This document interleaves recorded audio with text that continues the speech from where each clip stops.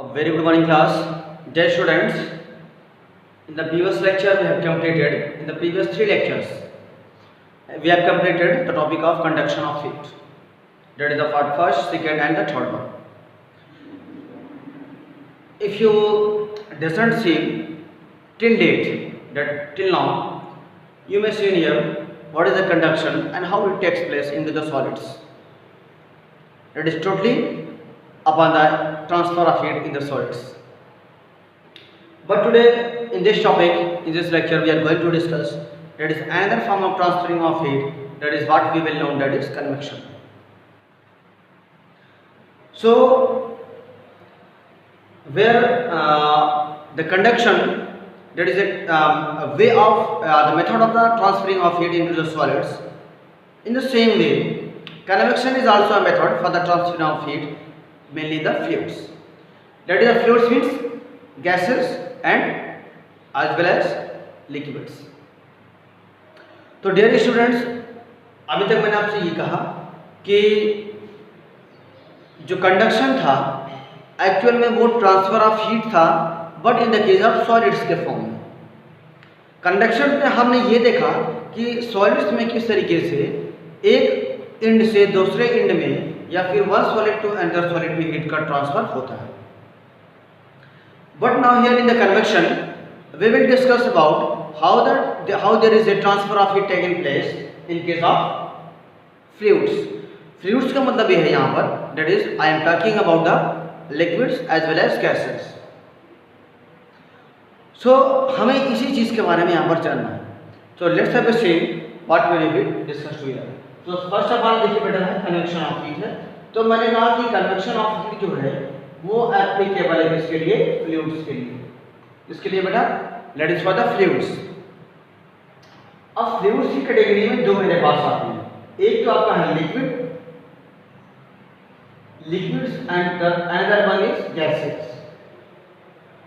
तो जब भी बेटा बात फ्लूइड्स की आएगी तो वहां पर आप बात करेंगे लिक्विड्स की, दूसरी बात करेंगे आप बेटा गैसेस की।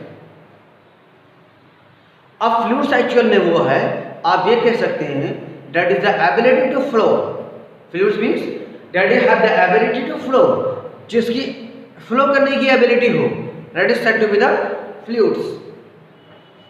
तो देख सकते हैं बेटा लिक्विड भी फ्लो कर सकता है, करता है, गैसेस भी फ्लो कर सकती हैं, ऑफ कोर्स करती हैं। तो that means when we are talking about the fluids we have to consider into the mind that is liquids as well as gases, both lies under the category of the fluids. ठीक है, तो चलिए, तो मैंने आपसे कहा कि liquids and gases दोनों फ्लूइड्स के कैटेगरी में आएंगे। तो आप समझ जाइएगा, जब भी मैं बात फ्लूइड्स की करूँगा तो ये समझ जाइएगा दोनों की बात। अब जरा देखिएगा, आपसे यहाँ पर ये कहा गया बेटा कि फ्लूइड्स में जो है ट्रांसफरिंग ऑफ हीट कैसे होती है। तो देखिए फ्लूइड्स में ट्रांसफरिंग ऑफ हीट ये हो है, आपसे कहा गया है सपोज करिए आपने एक बीकर ले लिया, आपने एक बीकर ले लिया बेटा, और आप यहां से इसको फ्लेम प्रोवाइड कर रहे हैं, ठीक। सो इसमें आपने वाटर फिलअप कर दिया है। तो ये बेटा है बीकर जिसमें आपने वाटर फिलअप किया है, और आप इसके नीचे से आप इसे क्या कर रहे हैं, आप इसे हीट कर रहे हैं। शायद आपको दिख नहीं रहा होगा, समझ जाइएगा, ठीक है। इस बीकर को आप नीचे से मैं हीट कर रहा हूँ, तो जब नीचे से हीट करूंगा बेटा तो जाहिर सी बात है पहले यहाँ का जो वाटर होगा, इस साइड का बॉटम का जो वाटर बॉटम में होगा वो फर्स्ट ऑफ ऑल हीट होगा। अब जब ये हीट होगा तो आपको पता है जो बेटा हीटेड होती है लाइट, ठीक है। तो जो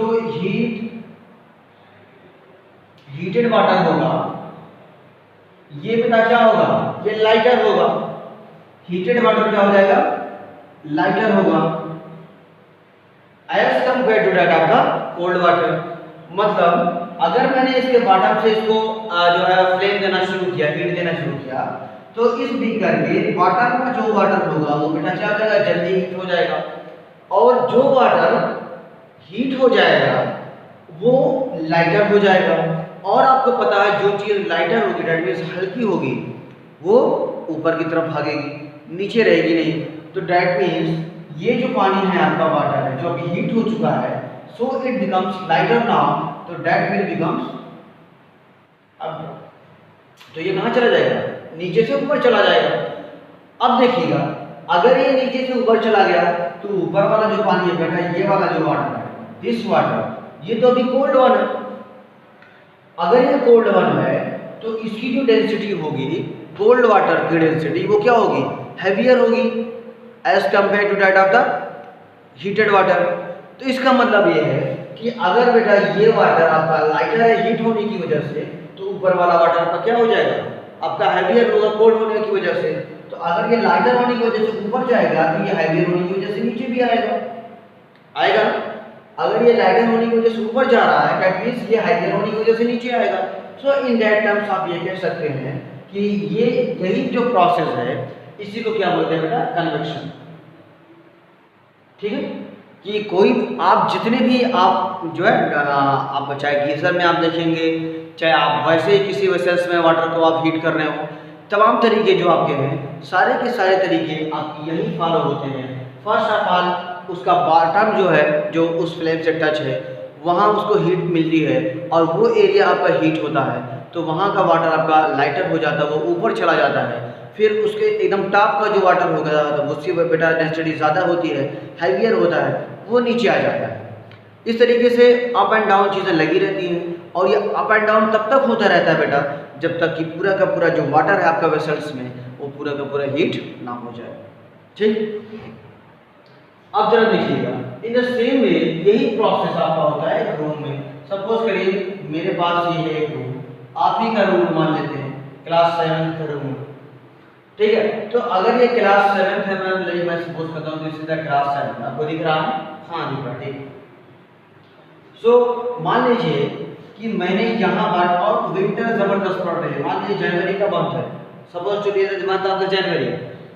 तो अगर ये जनवरी का मंथ है तो मैंने एक कॉर्नर में बेटा क्या कर दिया, यहाँ पर एक हीटर कर दिया।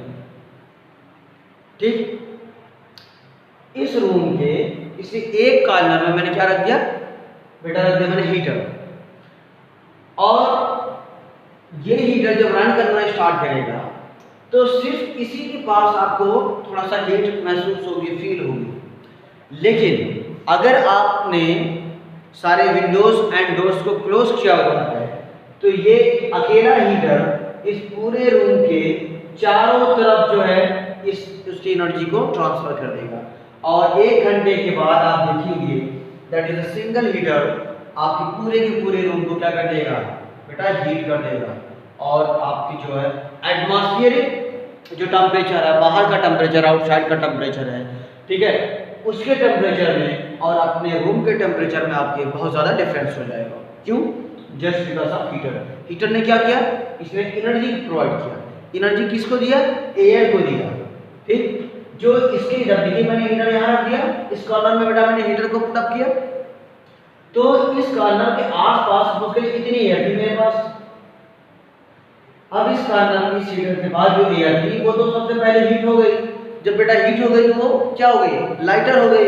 लाइटर हो गई तो ऊपर की तरफ फुट गई। जब ऊपर की तरफ फुट गई तो यहाँ का तो स्पेस क्या हो गया, वैकेंट हो गया, खाली हो गया। अब क्या करेंगे, यहाँ की कुछ एयर आएंगी, यहाँ से एयर आएंगी, इधर साइड से एयर आएंगी। तो जहाँ से आपकी कोल्ड एयर, जो भी एयर बची हुई है आपके रूम में ना, जो एयर अभी हीट नहीं हुई है वो तो हैवियर एयर है, वो सारी की सारी ये यहाँ से इस कॉर्नर से, इस कॉर्नर से, इस कॉर्नर से, हर कॉर्नर से एयर आप यहाँ तक पहुँचना स्टार्ट हो जाएगी। और ये प्रोसेस तब तक आपको चलता रहेगा जब तक कि आपके पूरे के पूरे रूम के अंदर जितनी एयर है वो सभी हीट ना हो जाए। तब तक ये कन्वेक्शन का प्रोसेस चलता रहेगा और कन्वेक्शन के प्रोसेस के थ्रू ही बेटा आपके ये पूरा का पूरा रूम हीट हो जाएगा। समझ में आ गया? तो आप हीटर को किसी एक कॉर्नर में प्लेस करते हैं बट पूरा का पूरा रूम हीट हो जाता है जस्ट बिकॉज ऑफ कन्वेक्शन की वजह से। ठीक, तो आई थिंक बेटा ये आपको क्लियर हुआ होगा। ठीक है, और अगर कंडक्शन की वीडियो आपने नहीं देखा हुआ है तो प्लीज़ आप जाइए, चेक करिए, देखिए, उसको 3 पार्ट्स में मैंने बनाया हुआ है। ठीक है, और इस चीज़ को आप देखते रहिए। Most important topics of your chapters है।